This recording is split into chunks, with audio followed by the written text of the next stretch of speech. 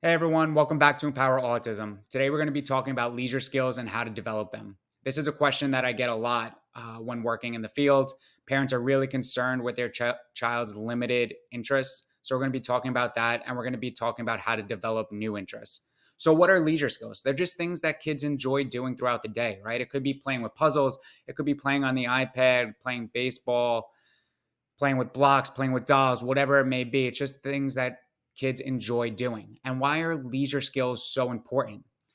For one, we know that when there's an absence of behavior, right? So if kids are just sitting around doing nothing, there's an increase in problem behaviors, right? It creates a vacuum when we're not engaged in leisure or academic or work or whatever it may be. There's a vacuum, which when there's that open time of no structure, it can lead to problem behaviors.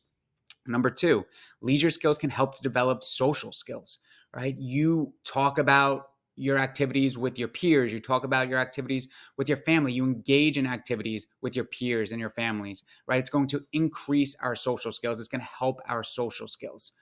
So, why do kids with autism have difficulty in leisure skills, right? Again, I get this question a lot. How do we increase leisure skills? And kids tend to have limited interest. Why is this the case? For one, it's part of the diagnosis, right? It's rigid and repetitive behaviors. A child finds something that they enjoy, they stick with that one thing. It's rigid and repetitive, right? They want to stick with it. So we're going to learn to, in this series, to expand this. How do we get out of this rigid zone that we're focused on? Number two, children have difficulty transitioning from task to task. So going from one leisure skill to the next might not occur because they don't want to do that transition. And lastly, they might lack that social reinforcement, right? Like, just imagine when you were a child and you started playing baseball. There is that social reinforcement. You are with your friends, you're engaging in this task with individuals. That is reinforcing for you.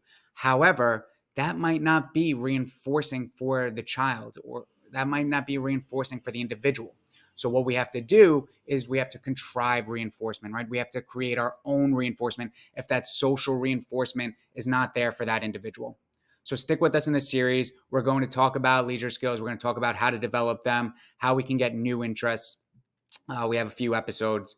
If you're following on YouTube or Instagram, please come check out the rest of the series at empower-autism.com. See you there.